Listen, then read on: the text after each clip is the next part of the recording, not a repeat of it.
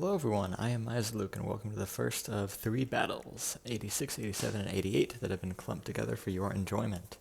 This very first one is going to be very boring and very quick, as all we have is 3 helicopters from the Dust Bunnies trying to run away from 3 Tiamats from the Sandstorm Horde, whose name I have immediate and instant recall of at all times. You will very quickly notice that the helicopters are not getting shot at, or rather they are, but all of the shots are falling short. Yep, there's the stream of bullets, but they run out of range before they get close. I guess Sandstorm needs to up the quality of their chase guns, because they escaped. Okay, Battle 2. This one is also Sandstorm, and this time they're up against a Zanixl Walker, which was their reward for winning a previous bounty. That Walker is also up against several Tiamats, a couple of which started damaged. This is a really cool Walker that also saw use in Season 1, but with different colors and different setup. Here, though, it is suffering greatly between the combined firepower of diffs and flamethrowers from these 3 Tiamats, and their longer distant also Tiamat friends.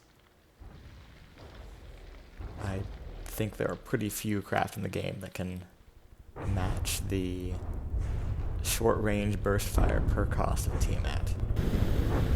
So they are pretty impressive. Between flamers, continuous firing APS, and those burst fire diffs. But that thing is now curse-bloated and decaying, so that is the end of this very quick battle. Well, look at that, another one. This one will be a little bit longer, though.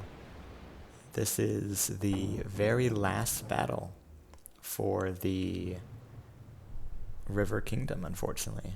At the end of this battle, the Queen on, well, I won't spoil it. Nope, this is a very interesting battle that is totally up in the air, as we see whether or not the city of Glaseport and the Queen aboard that ship you're looking at right now can defeat the attacking Sandstorm fleet.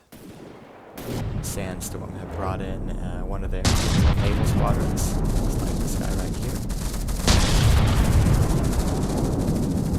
as well as I think some other forces. Yeah, some Tiamats coming in over land, which are doing a big yikes against the stationary defenses.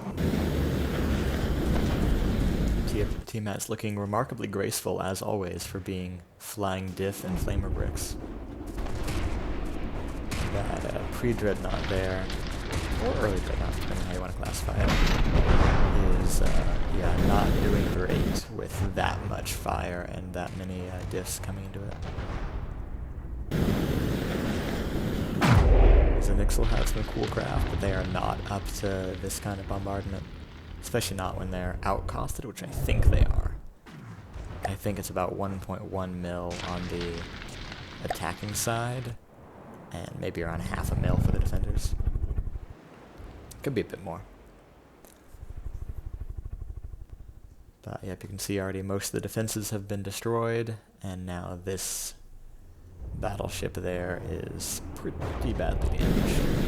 It's lost a lot of its superstructure and weapons. And at this point, the Queen would almost certainly be dead, unless she's chilling in her quarters. But I'm guessing if you're going to be the Queen of a nation and you're going to be on a battleship in battle, you're probably not just going to be sitting below deck somewhere. You're going to go down with your ship and be on the bridge with the captain. But regardless, that point is now moot because that whole ship has been destroyed. Oh, okay. As I was editing this, I was noticing little, like, really up and down motions on the audio, and it's the propellers of the Tiamats that are making that shape.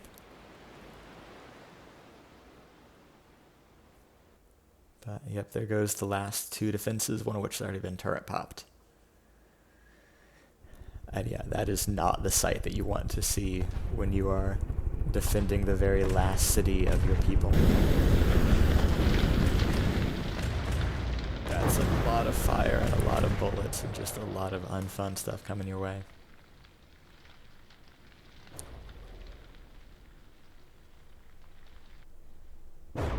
Yep, at the end of this battle, the remainder of Zanixl's assets were handed over to another country, I believe, to Huapec, or at least they ended up there in the end. They may have had a midway step.